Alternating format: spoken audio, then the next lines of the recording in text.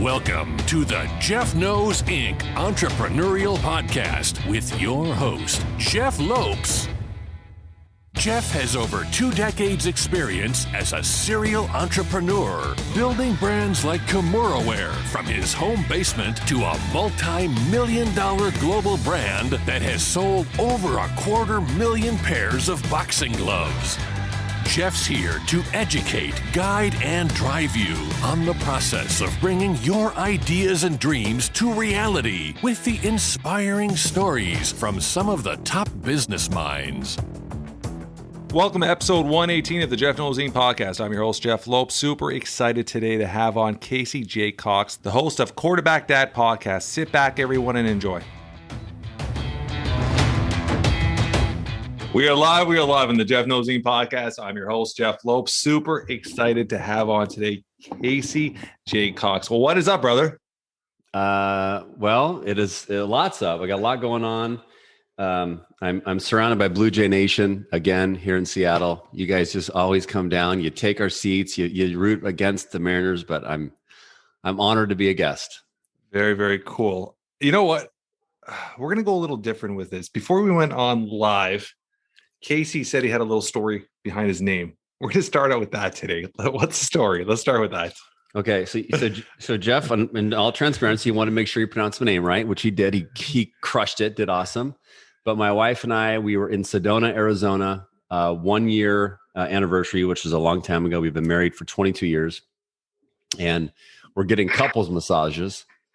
And the lady comes in and she's like, Mr. and Mrs. Jacox. And instead of like correcting her, I said, oui. And my wife like almost like starts rolling laughs. She's like, what are you doing? I'm like, she spoke French. I tried to speak French and I let her roll with it. So now my buddies call me Jacox sometimes. So you got a little French Canadian there. So you got to cheer for the Blue Jays in one way or another. We don't have you guys don't have the Expos anymore here. I love it. I love Expos hat in 8th grade, believe it or not. I mean, they made a comeback a little few years ago. So the Jays were doing their last 2 or 3 preseason games in Montreal prior to COVID for about 3 years. So I took the kids up and we did a family little road trip to Montreal and watched one of the last Jays preseason games in the stadium there, which is man, that place is beat up and run down. I don't even know why they did that, but it was pretty beat up and run down, but it was a cool experience, Montreal Expos. So let's start off by quickly getting to know what you're up to work-wise, career-wise, business-wise, podcast-wise. And then I want to change it up and really get into who you are in your story, because there's a ton of layers there with college ball and all that stuff like that. So let's start off just the audience to get to know who you are and what you're currently up to, Casey. Yep. No, I appreciate it. So I spent 22 years in corporate, 20 years at a company called K-Force, was a seller, sold staffing and technology, really consulting services. Left in March of 2019, wrote a book called Win the Relationship, Not the Deal. Started this podcast called the Quarterback Dadcast, which Jeff, was a gracious host, guest on mine. And then I became a sales and leadership coach, which I did not plan on doing that. It just kind of happened. And so I continued to surrender to the fact of when you've done something for 20 years, you forget how much you know. Yeah. And I'm inspired by 2 words, which is humility and vulnerability, which is, I think, the equation, which is leadership. And now I'm just really working with companies to help them focus more about being curious, focus more about asking great questions and helping their customers think more about what's important to them, where they want to go versus, forcing features and benefits down people's throats when they don't care. They don't even understand what they're buying. Like, focus on solving a problem versus pitching a product. That's really, in a quick and dirty, that's what I'm up to right now. There's one thing I want to dive into there. And one thing you said there, and you said you teach how to ask questions. You've been married, you said, for 22 years. Mm-hmm. Yeah. I was just this morning having a conversation with somebody, and we're just going by the last 12 months on how many couples have divorced. We're just going on an outline of our social friends, and quite a few people we know all have separated in the last 12 months because they're all confined in a house. And for the first time ever, they were forced to interact with their husband and wife on a higher level. And a lot of them didn't know how to. They kind of became numb over the years in their relationship. how important, I'm going on 18 years, you've been 22 years, asking questions and knowing where your spouse or your partner is at that time in their lives, I think is so important. I think a lot of people get numb with a relationship, just become this manufacturer, just come home and routine. How important is it, even in a relationship, and I'm throwing it out there on you, is to ask the right questions? I think it's awesome. It's everything. I mean, I think one thing I learned from one of my guests, a guy named Matt Miller, great dude. He's actually a peer of mine in this. I forgot to say, I'm a speaker and coach with a company called Limitless Minds, which we train and we teach about neutral thinking. Okay. A lot more in depth to that. But Matt talked about one simple question, which is, how can I be a better dad this week? And I take that to the next level and say, how can I be a better husband? Yeah. Right. And so I think marriage is not about you anymore. It's about how can you be it's like a competition. I'm very, very competitive. My wife's competitive. My kids are. So we're always like, how can we be a better teammate for the family today or this week? And it seems simple, but when you really come at it selfishly, and simple example, you walk by the dishwasher's full. Do you walk by and like, someone else will do it? Yeah. Or do you do little things and it's not tick for tack. It's not who's keeping score. Yeah. Just serve others. And for my wife and I, we just, I've known her since 7th grade and we started dating in 8th. So I'm 45. It's a long time. I'll let you guys do the math, but it's not easy at times. Right. And I think one of the things my dad taught me, unfortunately, he's not in the best health right now, but I remember out on our wedding night, he said, never go to bed angry. Yeah. I've not done, there's been definitely times where we have, but for the most part, I mean, the power of saying, man, I'm sorry. Yeah. And forgiveness it's everything. Yeah. Yeah. I 1,000% agree. Like, I grew up in a household where I would see my parents argue, but 5 minutes later they'd be having a coffee together. And it was something that was just instilled in me from a young age, right? I mean, they would argue, scream, shout, slam doors, and then 5 minutes later they're having an espresso together, sitting down laughing. And it was always that mindset where it's like, you forgive everything because you know the higher purpose. You guys, you both have a common goal, right? And I love that. So Casey, growing up, where'd you grow up? How many siblings did you have? And give me a little rundown of your childhood. Mm-hmm. Yeah, I grew up. I have a sister who's 18 months younger than me. Grew up, I'd say, middle class, just in, not the nicest neighborhood, but not the worst. I mean, just like, normal family. My dad was a Whirlpool salesman for 30 something years. My mom worked in a medical office. So sales grew, and sales is in your blood, huh? Yeah. Yeah. And, sports, I played a ton of sports growing up: baseball, basketball, football, soccer, golf.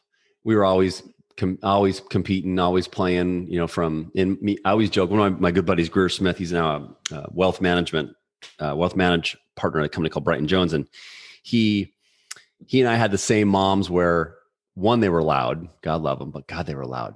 We used to joke, like, why do you guys need the phone? You could just get out the front door and talk to each other from the front doorstep 5 houses away. Yeah. But we would always get that list of, like, you wake up, and like, what? Like, this chores. I'm like, are you kidding me? Like, how am I going to do all this stuff? And so we would bang it out, and then we'd just play pickleball, street ball, football, ride our bikes. We very, very loving house, supportive. My dad grew up at a time where I don't remember a lot of, like, I love yous or affection. And that's one thing, not a negative way, but I think that's, for me, like, want the opposite way for my family. Like, we say love you all the time. Yeah. Not afraid to kiss my son or daughter. Yeah. Because it's, love is so powerful. Yeah. I was just saying that. Yeah. 100%. But yeah, I mean, I was very, very lucky, but didn't travel. I mean, traveling for us was camping. Yeah. So, I mean, I think the life. Where did you grow up? It was in Seattle as well, or?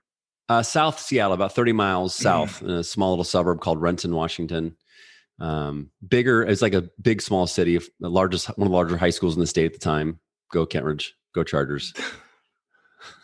What was your go-to sports? And obviously I know where it ended, but where was your go-to sport playing? And, like, did you play at a rep level, any sports, or was it more just high school? Was it more for fun? Like, what did you play growing up sports? Yeah, believe it or not, I'm bald now, but I was a soccer guy, and I had a perm in the back because that's what soccer guys do. So I would like moose it up a little bit and make it look. I was a pretty good soccer player, but I always wanted to play football. And my mom wouldn't let me. I'm going to wait for one of those turn back Thursday photos. You know that I could be breaking your balls for that one now on Instagram. Dude. Oh, you have to, man. I mean, I was like Preki, if anybody Preki, Steve Jungle, some old school soccer guys. No, but I was going to play football, but my mom wouldn't let me play until I was in 7th grade. Interesting. And my cousin, a guy named James Compton, he played football at the University of Washington, and my aunt didn't let him play till he was a sophomore, and he ended up getting a full ride. So yeah. I'm glad she did it because, soccer taught me a lot about athleticism. I played baseball. That was a go-to. It wasn't like now where kids are specializing way too early in my mind. Yeah. I think I was from soccer to football. I was doing everything, and you went right into it, and kids could be kids back then. Now there's just like so much, I think, ridiculous amounts of pressure. Yeah. I mean, it's such a high level now in the competitiveness and the athletic ability. I mean, it's so crazy. I always tell kids, you could look at a kid at 9-10 years old playing a rep sport. It's the most athletic or the best on the team.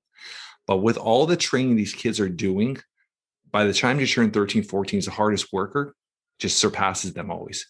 And they're getting such high levels of training. You're getting kids, like you said, they become one sport at like 8-9 years old. I mean, if we're living in hockey land here in Canada, these kids, like every kid is going to make the NHL in their parents' eyes here. And it's literally, I mean, these kids have shooting coaches, they have skating coaches, they have fitness coaches. I mean, these kids are 7-8 years old, and they have like 5-6 different coaches. Their parents are dropping $15,000-$20,000 a year on their hopes their kids are going to make the NHL. And you know what the percents are there, right? Go play the lotto. Go play the lotto. Go play the lotto. You have a better chance. And it's just crazy, right? But it's living vicariously through your child's eyes, and that's it's sad, but I mean it's a reality with a lot of parents, right? I think that's a whole nother podcast. I was going to say it. I'll just say that I believe that if your kid's good enough, they're going to play, and and in the end, for me, I have 2 athletic kids. I push them to just be fit. Yeah. And I would rather, Jeff, in 10 years when they graduate high school, or not earlier than that. I mean, my son's 15, got daughter's 12. I'd rather say, man, Ryder, what a heck of a kid. Good handshake. Showed 100%. Up on time. Yeah. Respectful. That guy's going to be a great husband. He's going to be a great leader. Yeah. I mean, I was one of the lucky 1%, 2% played college football. I mean, I'm lucky. And if you had told me at 7 or 8 or 9, people would have said, no way. I was an average athlete until like junior year in high school, where I had my like peak and like, whoa, maybe I'm not too bad at this sport. Yeah. Yeah. But so it was in high school when you really clicked in and really found a passion for it and really like said, hey, I got something here. No, I mean, I loved football, but like in ninth grade, we had a pretty decent team. And then for some reason I was like, I joke, I was like, remember the movie Beetlejuice? Yeah. That was like the white Beetlejuice, like the skinny kid in the toothpick where I was like 6'1", 135 my sophomore year. That's what I should. So how old were you then? 15. 15. Yeah. You know, what's funny? When I was 14, 15, so I was about 15. So you're looking at grade 9 going to grade 10.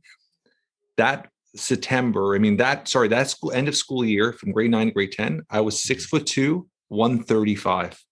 And that summer, I was just like, I need that. And that was the first time I actually started lifting weights. It was that summer. And then from there on, I just, whatever, I started putting on weight. But I was that skinny little run too. And I played competitive. I played rep baseball. I was on the high school hockey team. I was a starting goal. Like I played a lot of sports, but I was just that skinny kid. I go back and look at photos. I'm surprised I didn't break just by running, man. I was so skinny and tall, right? Yeah. You just described, we have that in common. I was 6'1", 134. They used to call me steak and potatoes. I was like, why? Because you got to eat, bro. And I did eat. I just, my metabolism would just keep. Yeah. But my friend's dad, a guy named Chuck Lewandowski, said, I don't know if I want to play football. He's like, no, you're playing football. It's like, he's like, you're playing quarterback and you're going to like it. It was almost like, oh, okay, I guess I'll keep playing. And our sophomore team, we had like 17 kids. And obviously in Canada, you guys play with 12. I believe we played it with 11 down here. Yeah. And I mean, you had to do everything. I was special teams, linebacker. I mean, I was getting just crushed. And I started getting better. And I remember this coach say, "Case, your stock's starting to rise." And I was like, "What does that mean?" I didn't know he was talking stock market. I was just so naive. Yeah. And then my high school football coach, the head coach, Marty Osborne, said, if you do these things, weight room, blah, blah, blah, you'll be our starting quarterback. And I was like, who? Like me? I mean, and it's the power of speaking truth into people. Like sometimes you don't know what you're capable of. You got to have outside people talk about it. And I still am so thankful. He's still a friend, mentor to this day. And I learned so much about the power of goal setting. I learned so much about the power of visualization. I mean, I still can, as I'm 45 years old, as a 16-year-old, I can still see my goal sheet next to my bed with my bench, my squat, my clean, my 40 time, my body fat, my 3-cone, like all the things I was supposed to do. And now I just realized, okay, I want that. And that's where the fire got in me. And then we had an okay junior year. We, decent. I think I got honorable mention, but we just didn't have the ton of talent. But then that summer after my junior year, I went to the University of Washington football camp because one of my teammates was going, and I wanted to see, hey, how would I do up there? And I was doing fairly well. Didn't really think anything of it. Again, I try to be naive. I want to be the oldest naive guy in the world at 92 later. But at the end of the camp, and I'm throwing with guys that are like legit D1 dudes, and it's like, and they brought my talent up, and so it was just a lot of fun people to be around. And that end of the camp, they're handing out awards, and my buddy got award. I was like, oh yes, Kev, that a boy. And then at the end, they're handing out the most outstanding quarterback of the camp. And in my mind, no way. Yeah. I wasn't even thinking about it. And all of a sudden, they announced my name. I'm like, what? You got to be kidding me. So now I'm like, I walk down the field in the stadium. Parents are there, and they give me all this gear and then signed stuff. And they said, so you're on our radar now. We're gonna here's tickets to all the home games. You'll be in the locker room before the game. If you need to send us your best game film you think between September, October, November. We're going to be at one of your games each month. We're not going to tell you when.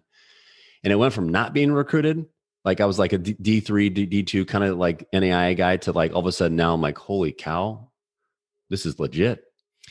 Fast forward to our senior year.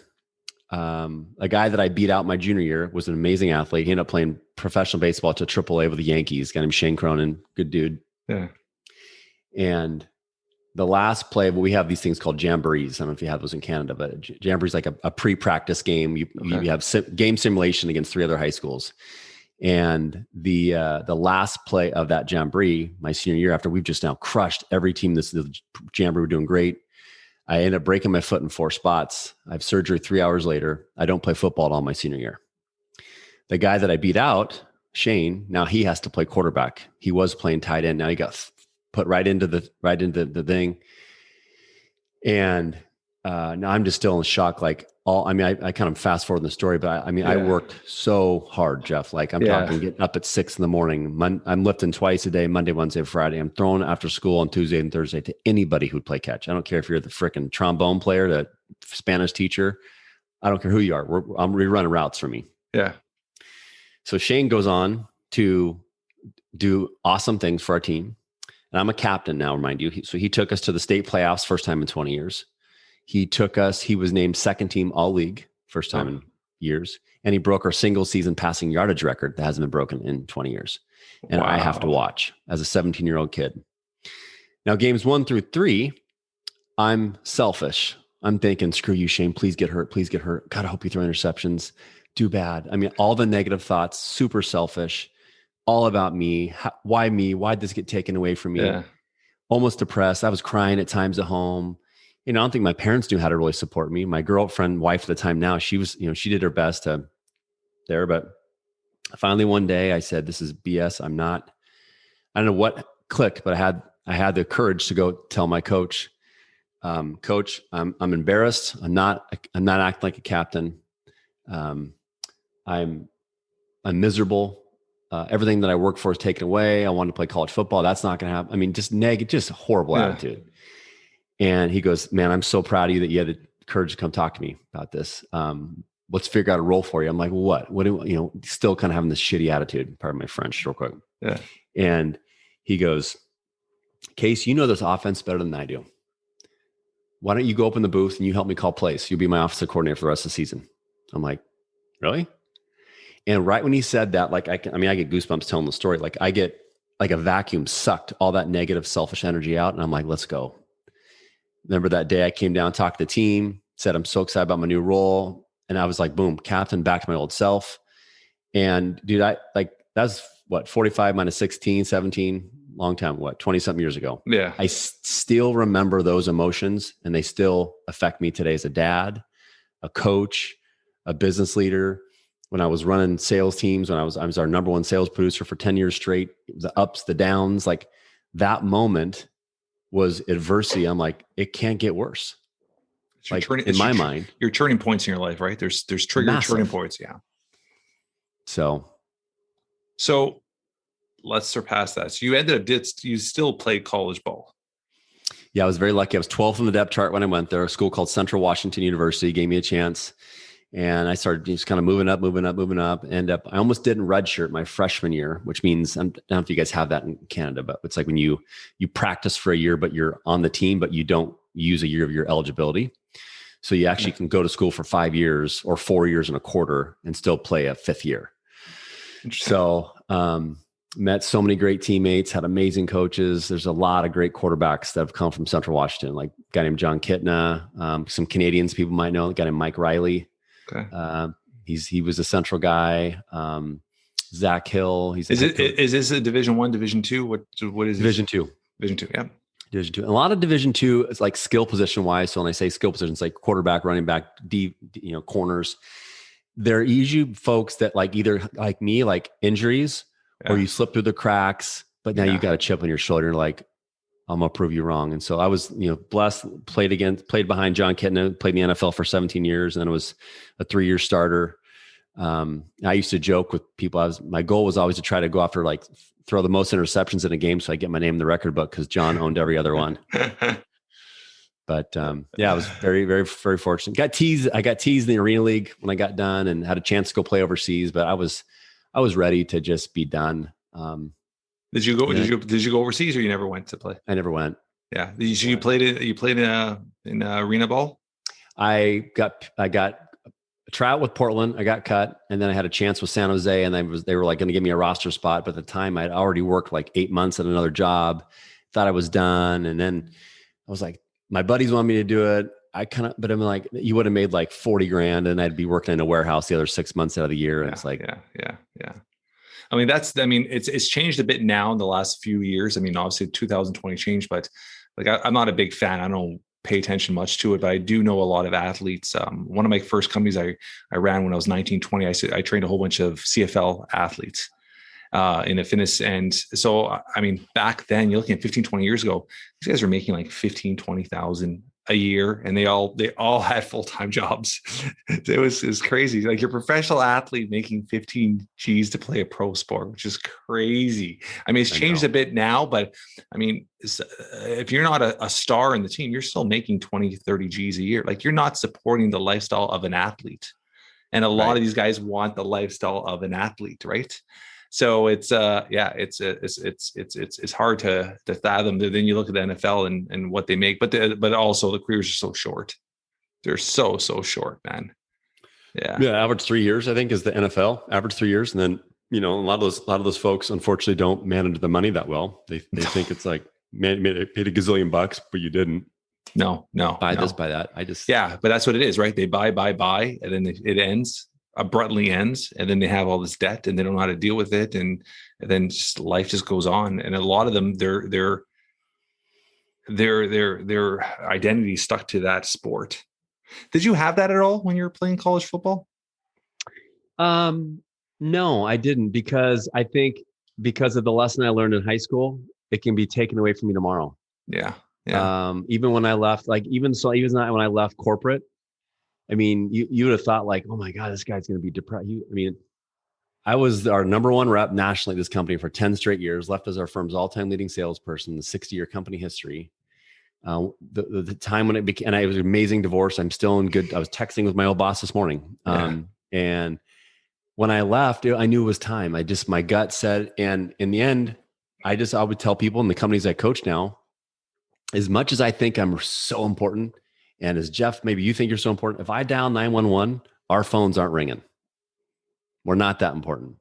And the number of people that still work at Kforce that some remember me, sure, but some are like, who? What? Yeah. I don't know that guy. I mean, and it's such a peaceful thought and mindset to have, that knowing that it's not negative or about yourself, but we're all replaceable. Life will go on. 100%. And 100%. When you don't get so self-absorbed with that, it's freeing, and it opens up a thought process, neurons, mindset, just about what's possible. Now let's go do something different.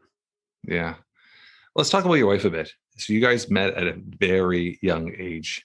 I mean, grade 7, grade 8 to actually make it through together all these years. What are a couple of keys for people listening? And it's funny because I had just released a podcast yesterday on a gentleman named John Hewlin, and he's separated. And one of our topics that we talked about, and he's very passionate about, is he's very open with saying that his divorce could have been stopped. It could have been retracted if he put in the work. Give me a little understanding of what are the keys of keeping a good marriage. I think a servant's mindset. If I had a hat rack at my door and I walk in the door, it's not for hats, it's for my ego. Hang my ego on the hat rack. Yeah. Some of the best advice I got in my life early in my career is you can be right or get what you want. Rarely do you get both. And so I think that's great marriage advice, because so many times it's like, well, I'm going to go do this because, well, how about, hey, what do you want to do today, honey? Hey, kids, what do you guys want to do? What show do you want to watch tonight? Yeah. Right. If you make it about other people, in the end, it's going to come around. I think about relationships are like boomerangs. Just keep throwing them out, serving others.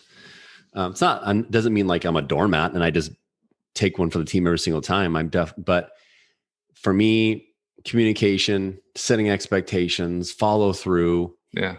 The gift of listening, not hearing. So like when I talk to my wife, I put the phone down, look her in the eye. Yeah. I wrote a chapter about that in my book, yet people don't slow down to listen. It's a massive gift when you give someone. Yeah. Right. You're preaching to the choir. Everything you're saying is I live by, but I love that you're radiating it and you're saying it in your own way, because it's so powerful, right? It's simple things that I think a lot of people know, but how many people actually do? That's the difference, right? We all know it. And I think what happens with relationships is, and I said this prior to you, is when you're dating, it's all about keeping her or him interested. You're constantly trying. And then you get married and you're in a honeymoon stage for that year or 2 years. And it's like, yeah, everything's great, but you're still trying. And then once you have kids, that attention span changes and they become your priority. They become your life. And now it is so easily to forget your spouse or your partner. And then as the years happen, you just literally I call it being numb. I see a lot of my friends in relationships where they get home and you could tell they're not happy. Yeah. And it's sad because I've told couples, like it's sometimes it's better to separate and instead of living in this misery, because at the end of the day, we only have one life. And if you're really looking at how it's impacting your kids, you coming home and being sad and depressed every day, it's not a positive thing for your kids either, right? So you have to look at both sides of it. So I think everything you said there is so true and so powerful. So podcasting, we're gonna go tons of different directions with this conversation. Podcasting, when did you get into it, and why did you get into it? I did an internal podcast at my company, Kforce, and I would just interview like Kforce people that want to hear their story. And when was that? When did that start? That was would have been 2016, 2017. It was an internal podcast, so I didn't get to do it externally. And I knew I always wanted to do it. Mm-hmm. So when I left, I was like, and I thought about, God, what should be quarterback? I love dad stuff. I didn't know there wasn't a lot of podcasts out there about dads. And I was like, well, I played quarterback, and then it was like, hey, I can make a lot of Uncle Rico jokes at my expense from pulling dynamite. And then I thought, quarterback, and it's just dad cast, and just kind of had a good ring to it. And then now the idea was there, but I was stuck for some reason. It wasn't happening. Yeah. And my buddy, Ty Nunez, massive shout out to him. One day he goes, dude, what are you doing? I'm like, I got to do that. I don't have the equipment. All the excuses. Yeah, of course. Yeah. He's like, get off your ass. I'm coming to your house right now. You have the equipment. It's sitting in, I know where you have it, and we're going to fricking put it together. We're going to craft. And I'm like, okay, I just needed a little punch in the old frickin' nards. And he did it. And I so in debt to him. And we were going to do it together. And then we realized that's going to be kind of tough having two hosts. And then I said, dude, I think I got to just do it my own, bro. And he's like, no, this is actually perfect timing because I got this new job. And then I just started interviewing. And I'm sure, I don't know if you, but man, I get therapy every week. I talk to a dad. It is reminders of who I want to be, what my legacy is. I want to be known as someone who just was curious and kind and asked great questions. And my wife talked, one of the best things during this podcast too, she said, you have 18 summers to make an impact on these kids. And I love that. It's so good because it just makes you realize time is going by fast and it's not slowing down. Super fast. Fast. Our kids are, yeah. It's funny you're saying that. I don't know if you saw a post I did the other day. My son just turned 13, Tiago. And on his birthday, I'm like, what do you want to do, buddy? And he's like, I want to learn how to drive. I'm like, let's go. I threw in my Jeep, my daughter, 14, put them both in my Jeep. And I've been doing driver lessons with them every weekend. We hit a parking lot. I let them go. And they got the hang of it at 13, 14. Because that was me at 13, 14. My dad was teaching me how to drive. So it's fun. It's funny that you said that. Go continue. Oh yeah. So he's driving now and he's in driver's ed, which is just like, so you can start driver's ed at 15 in your, yeah. So ours is 16. Ours is 16 here. We have to get our license at 16, but we can drive with a permit at 15. No, here at 16 is when it all starts here. Yeah. Oh, very cool. Very cool. So your son's 15, your daughter is 12. Yep. She'll be 13 in September. Yeah. So my daughter turns 15 Mother's Day, Sunday. Okay. And my son just turned 13. So they're very close in age. We just have the swap in there but yeah, that's it's a fun age, but it's exactly what you said. When you look at that age, they're in high school. Things are changing. You look at my daughter's already talking about university, and she's already talking about. It's so crazy. Is I picked up a new build condo up in BC, British Columbia, and it'll be ready in 4 years. And she's like, in 4 years, Dad, I'll be going to university. I was like, maybe I'll borrow your condo and I'll go to university in BC. I'm like, what are you talking about? Right. Calm down there. But she's already planning these things in her head, right? Which is pretty amazing. But it's just like, wow, time is flying.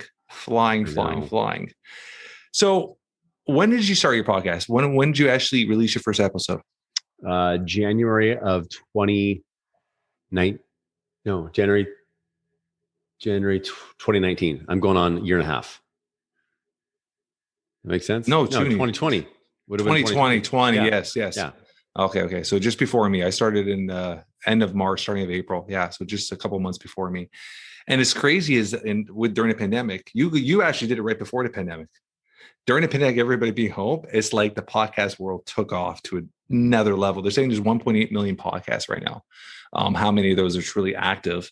That's another thing. How, like you said, it's been through it's been such a journey for you because you've been able to talk and relate to other fathers. Give me a couple stories or a couple guests you've had that really have impacted you. Yeah, one that comes to mind is, two. I'd say one is a guy named Swen Nader, who played basketball for UCLA down here in the States, California, for the famous coach John Wooden. Okay. He's one of the best coach ever. He called him the Wizard of Westwood. And if people don't know him, his first practices, he would teach them how to put socks on and how to tie their shoes.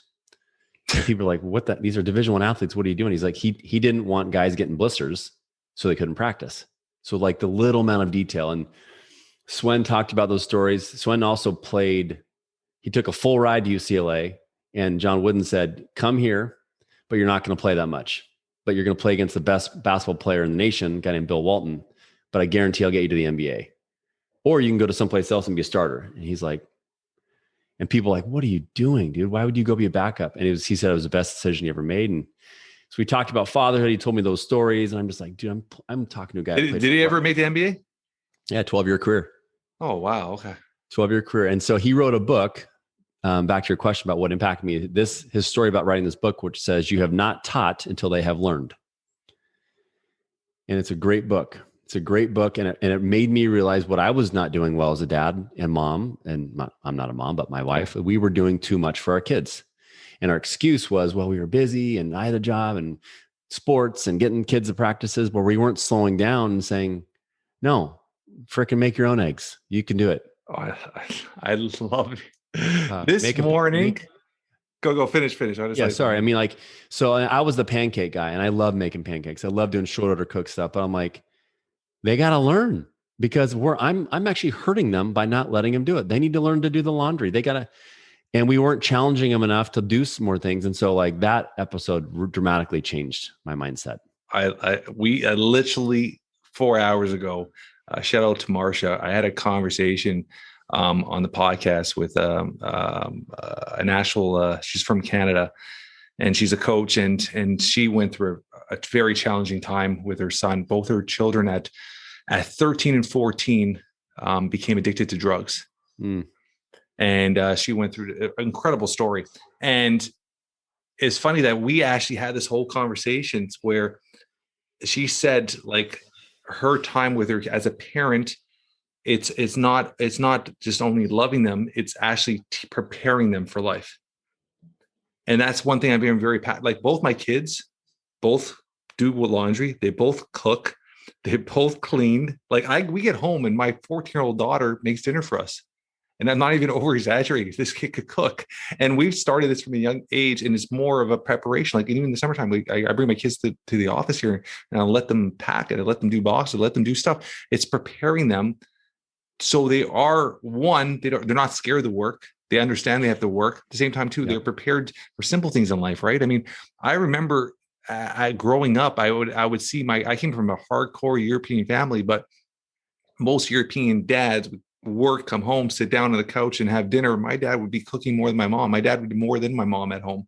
So I was brought up in that system already. So when I got married, I still make my bed every day. I make the bed in the house. I cook as much as my wife. So is understanding that. So I appreciate that. And is that something that you have instilled in your kids now? Yeah, totally.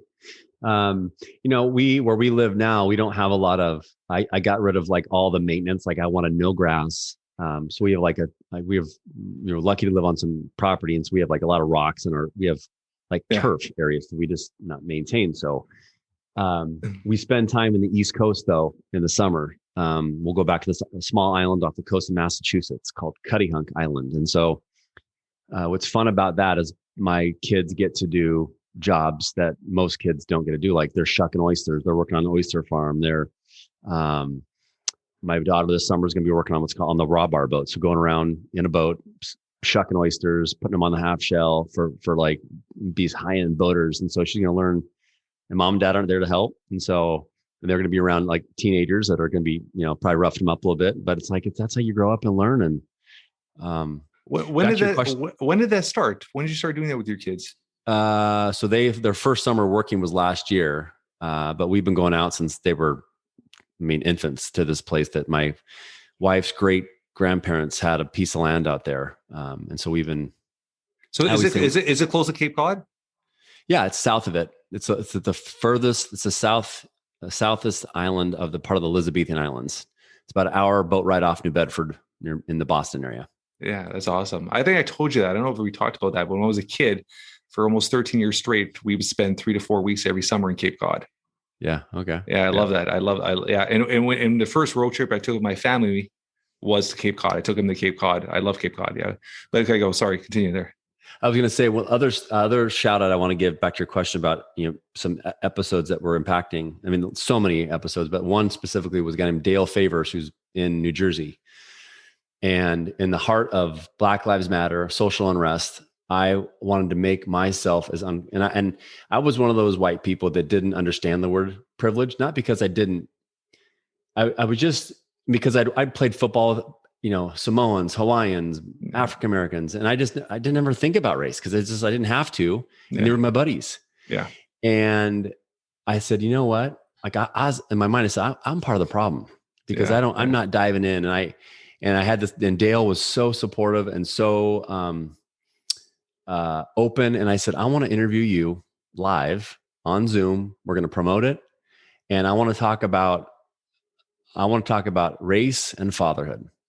And I want to talk, and I want my wife watched it. My kids watched it. My parents watched it. I had friends watched it. Former high school teachers watched it. And it was just me being as vulnerable as possible and asking questions about, things that you're teaching your kids that I won't ever understand. And it just dramatically changed me. I'm now, since then I've interviewed many my friends or people of color, and I just attack this stuff. I want it because I want to. Growth is uncomfortable, but it's so awesome when you get through it. Yeah. I mean, the more people bring it to light, the more awareness there is, the better it is overall for everyone. So I appreciate that, and I think that's very, very important. And I love what you said that, because it's sometimes you in your head, because you're not brought in those experiences, you think everything is right. You think you understand it. So I love the vulnerability of putting yourself in a situation to fully understand it and put yourself in those situations uncomfortably. So that, I think it's so important, so valid you did that. Any other ones? Any other stories? Yeah, Andy Parks, who's a professor. Let's see, let's see, I got. You're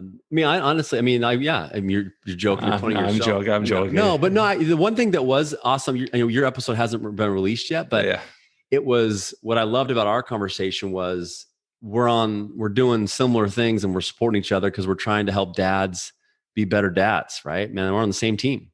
Yeah. And I don't know about you, but I'm not doing my podcast to make money. I'm not making money. I have a couple of sponsors that help me cover my costs. Yeah.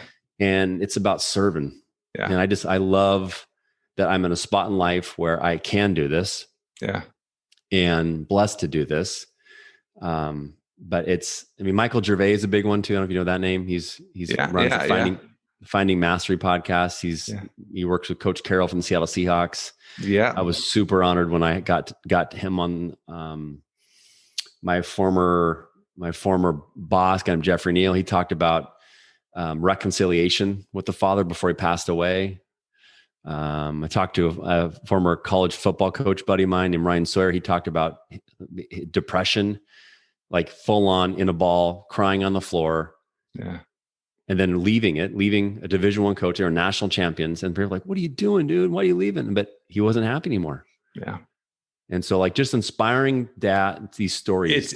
I was exactly that word, stories. You just never know someone's true story. And it's pretty amazing when somebody could embrace their own story and be able to outlet it to other people. I think it's so powerful, right? Because you never know what somebody's truly going through until they're able to impact your story and bottle up and present it to somebody else. So I love that.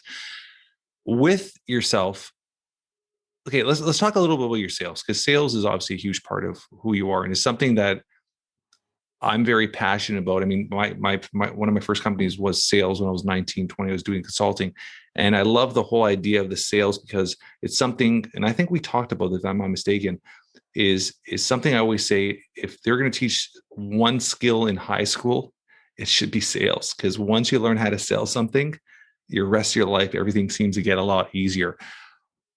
What areas of sales do you think are the most important to teach, and what part of it is impactful to everybody?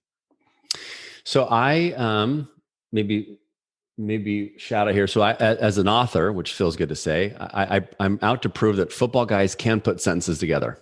We're not that dumb. Okay.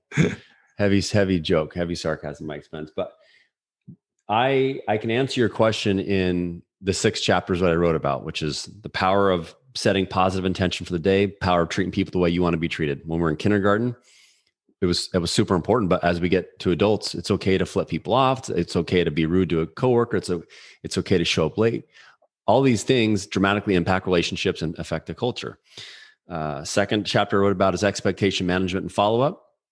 Chapter 3 is about listening versus hearing.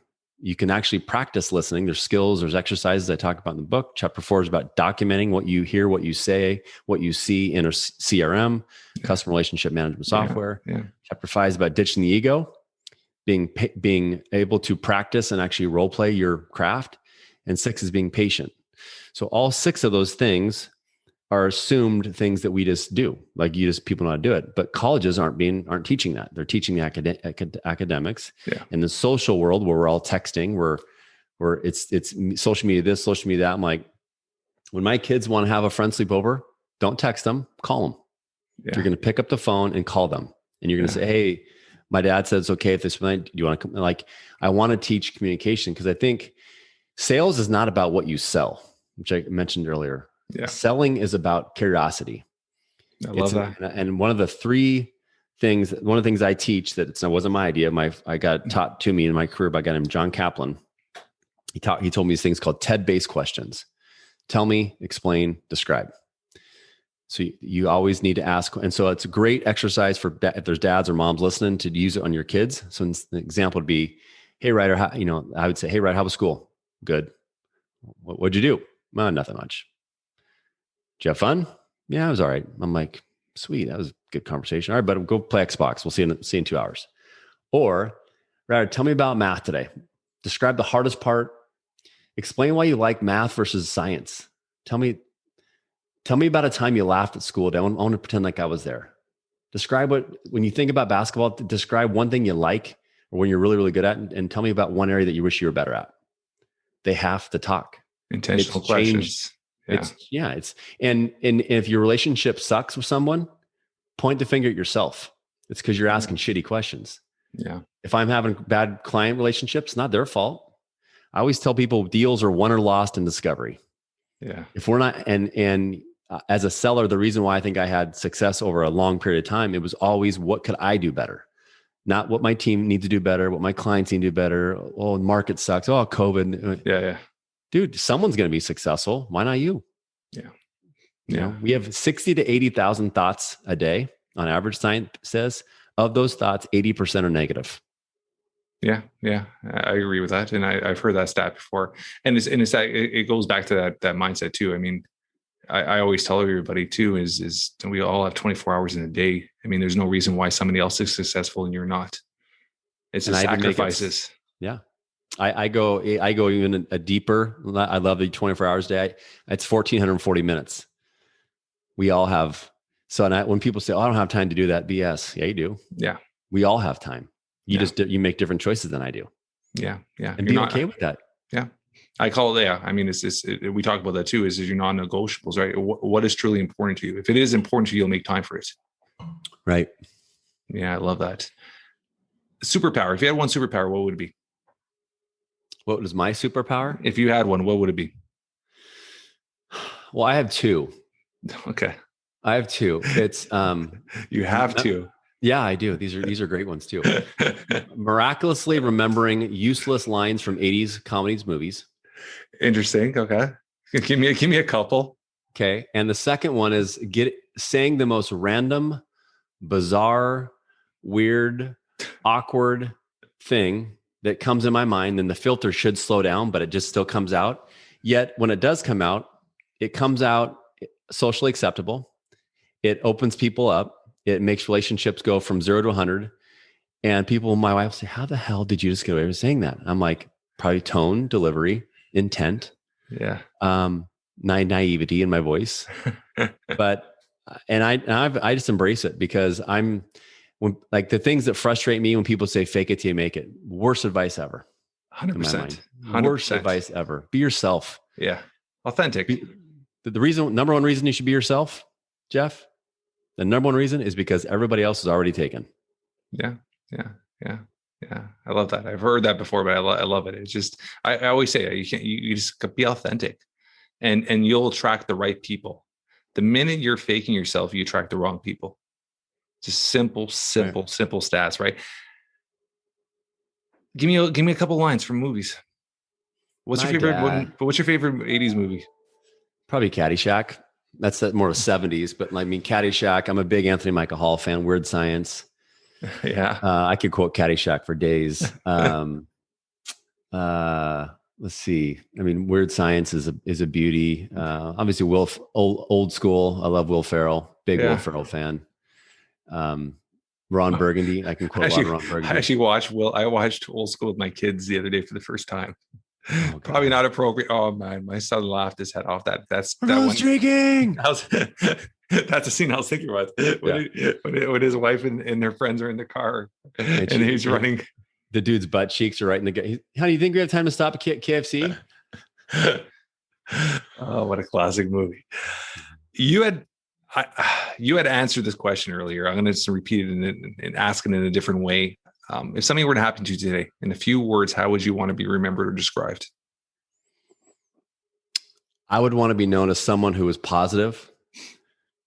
I would want to be known as someone who had an intense work ethic. I would want to be known as someone who was achieved a lot in life, but you never knew it. I would want to be known as someone who was caring and thought of others before himself. And was just a great dad and a good husband. That's perfect. Is there anything you want to leave with our audience? Just remember that there's three types of people in life. My boy Tommy Lasorda said this.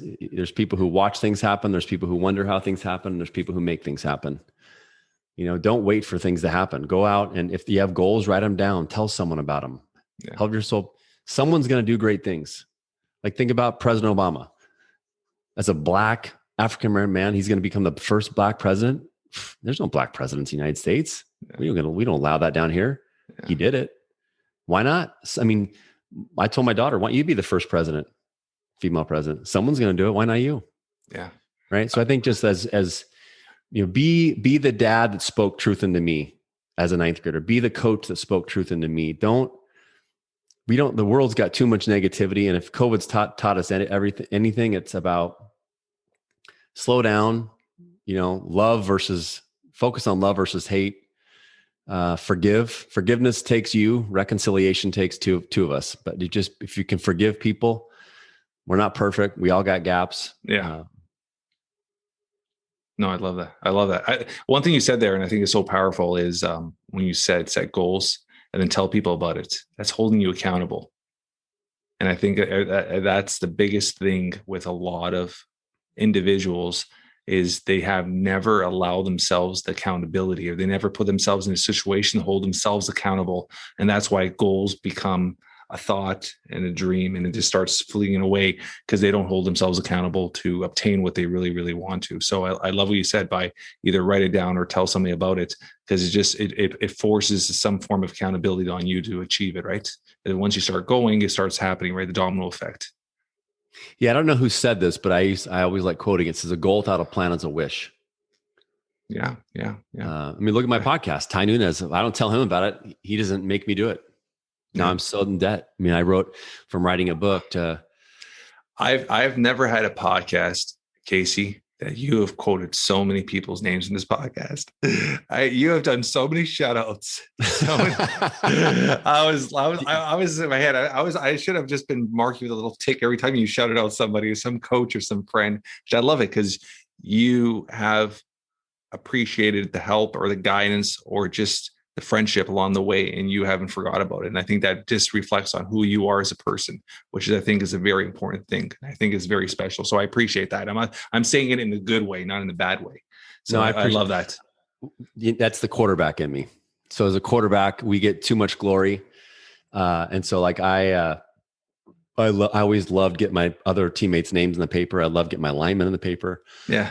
That when it's about other people, it just fills my tank. That's why I love connecting. I'm a lifelong connector. I love figuring out who I can connect people with and just watch it happen. And then I don't worry about how it's going to help me, because in the end, I know it always comes back to it. I'm exact same way. So I love that.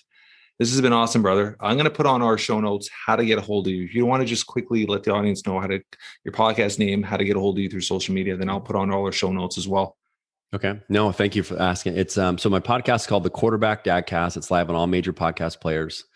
We interview dads. We hear their stories. You're going to hear Jeff's story soon, so stay tuned for that.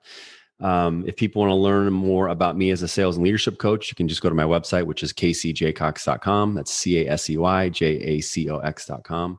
And if you're a reader and are interested in not a scratch and sniff book, which is not mine, you can go to Amazon and pick up my book, which is called Win the Relationship, Not the Deal. Love it, brother. Thank you so much for this. This has been awesome. Thank you. I'm honored to join you.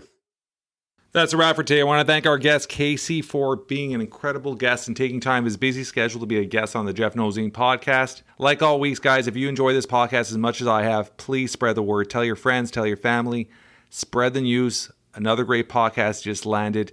And if you guys enjoyed it as much as I did, also just leave a review. 5 stars would be absolutely amazing. Myself and my staff love spending time reading the reviews. Until next week, guys, keep moving forward.